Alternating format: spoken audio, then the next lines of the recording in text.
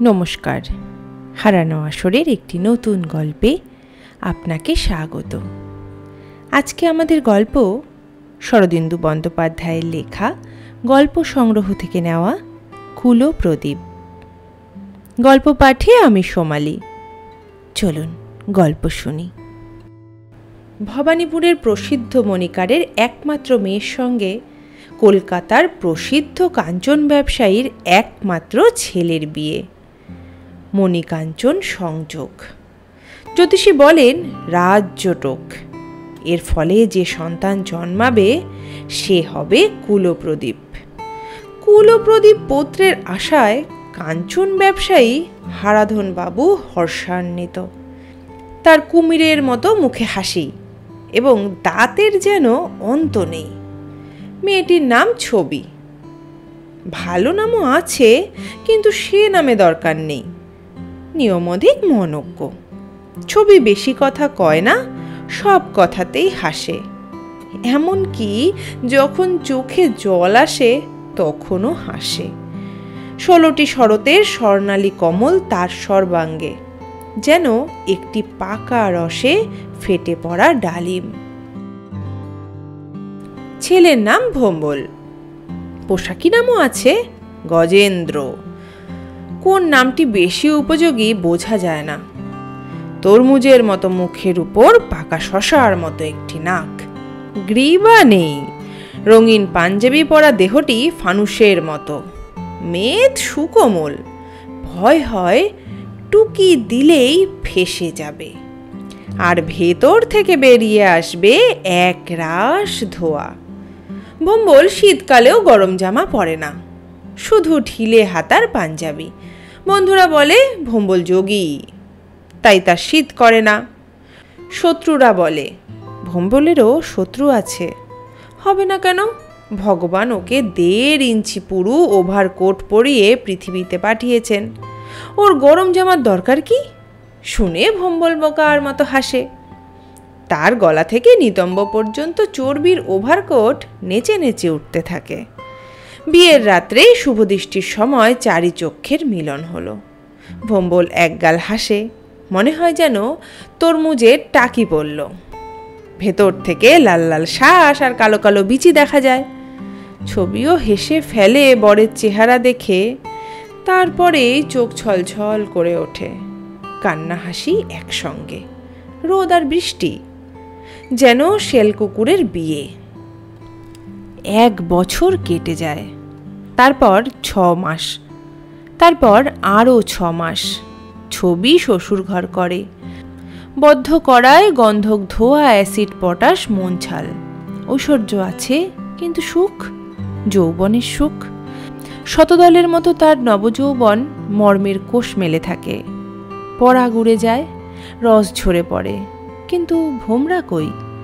তার বদলে কোলা ব্যাং, ড্যাবড্যাবে চোখ, পেট মোটা কোলা ব্যাং। ছবি তবু হাসে। মেঘে ঘেরা তৃতীয় চন্দ্রকলার মতো ফ্যাকাশে হাসি, তৃষ্ণাতুর।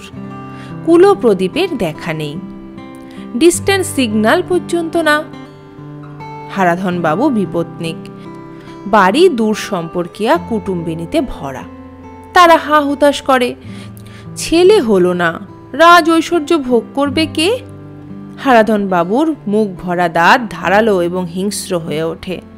ভম্বল বোকাটে হাসি হাসে, মেয়ের তরঙ্গিত দুলকি হাসি। বউ বাজা, নইলে কুলপ্রদীপ আসতে এত বিলম্ব হয় কেন? ঘটা করে বধূর চিকিৎসা আরম্ভ হয়। প্রথমে কবিরাজি। কবিরাজ ওষুধের ব্যবস্থা করেন। এমন তেজালো ওষুধ যে ঘটি বাটিতে পড়লে ঘটি বাটিরও গর্ভসঞ্চার হয়। ছবি এই তেজালো ওষুধ খায়। বুক, পেট, মুখ জ্বলে যায়, তবু খেতে হয়।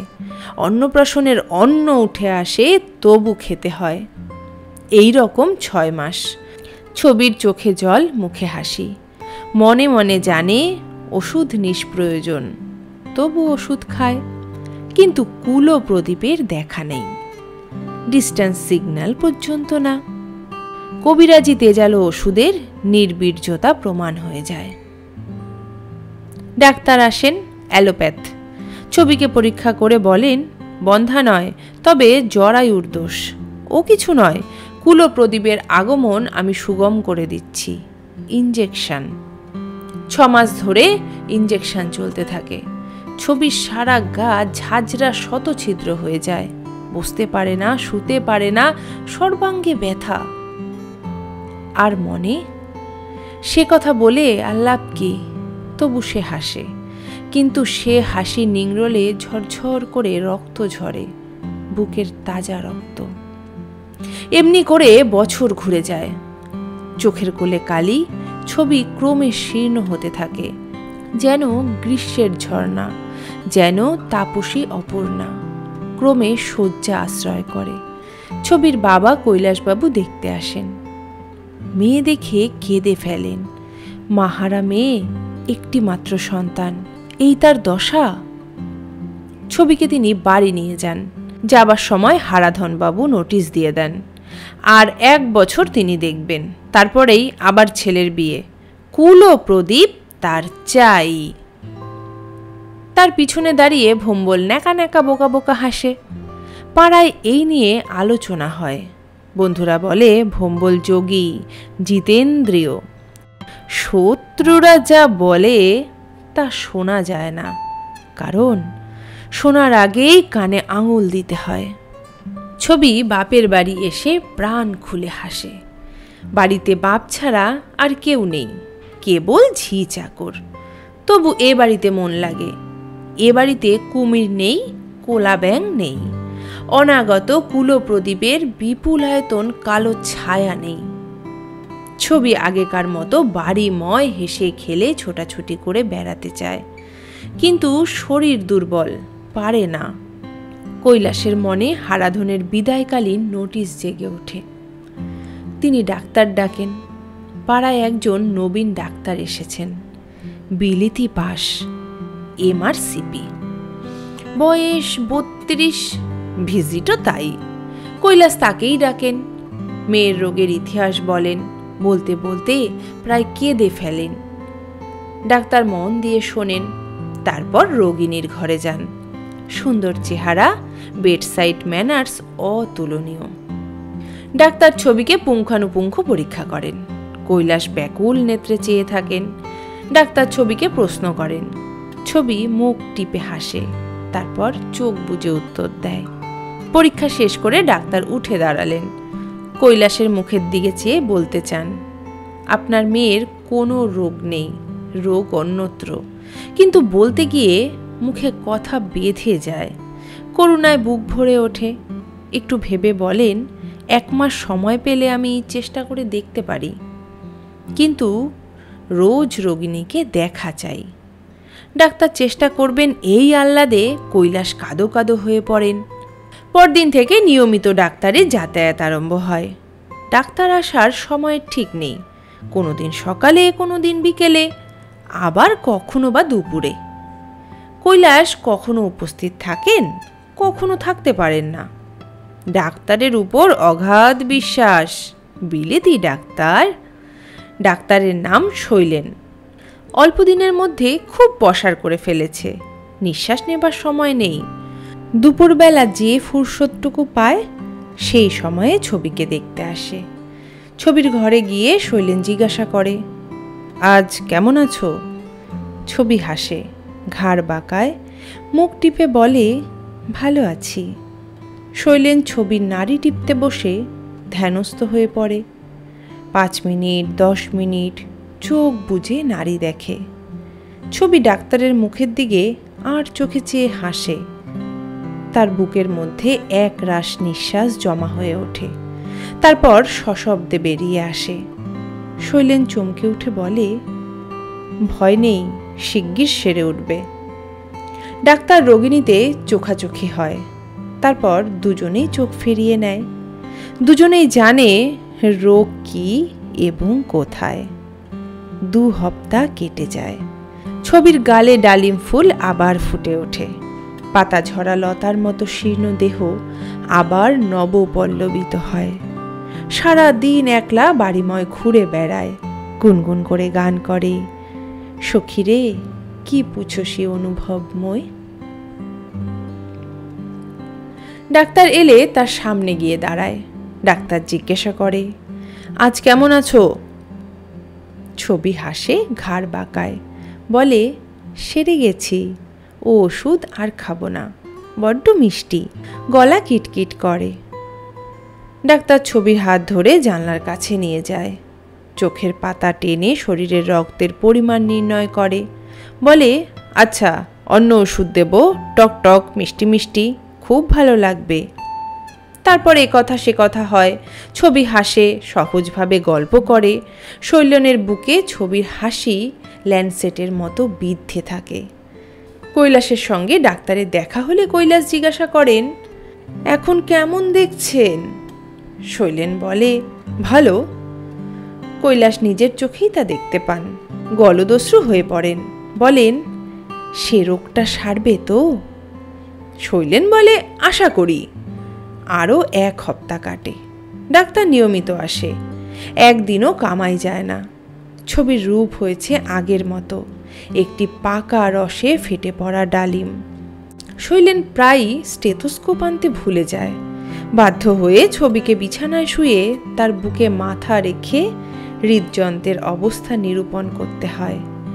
হৃদযন্ত্রের মধ্যে তোলপাড় শব্দ শুনে ডাক্তারের ললাট চিন্তাক্রান্ত হয়। জিজ্ঞেস করে, বুক ধড়ফড় করছে? ছবি উত্তর দেয় না, চোখ বুজে শুয়ে থাকে। একটু হাসে। প্রায় রোজ এরকম হয়।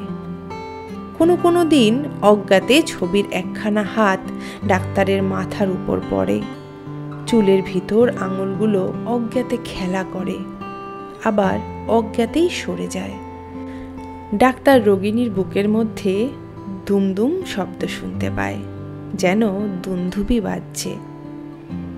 10 মিনিটের কমে বুকের উপর থেকে মাথা তুলতে পারে না। বেশি কথা হয় না, কথার দরকার হয় না। 4টে চোখ এখানে এত বাচাল, সেখানে রসনা নীরব হয়েই থাকে। ডাক্তার বলে, যখন একেবারে সেরে যাবে, আমি আর আসবো না, তখন কি করবে? ছবি হাসে, বলে, শ্বশুর বাড়ি যাব। চোখ দিয়ে টপ টপ করে জল পড়ে। 1 মাস ফুরিয়ে আসে, আর 4 দিন বাকি। ভম্বল শ্বশুর বাড়ি আসে। ছবির চেহারা দেখে তার সারা গায়ে আহ্লাদের ভূমিকম্প জেগে ওঠে। আলিপুরের সিসমোগ্রাফে সে কম্পন ধরা পড়ে। ছবিও হেসে লুটিয়ে পড়ে।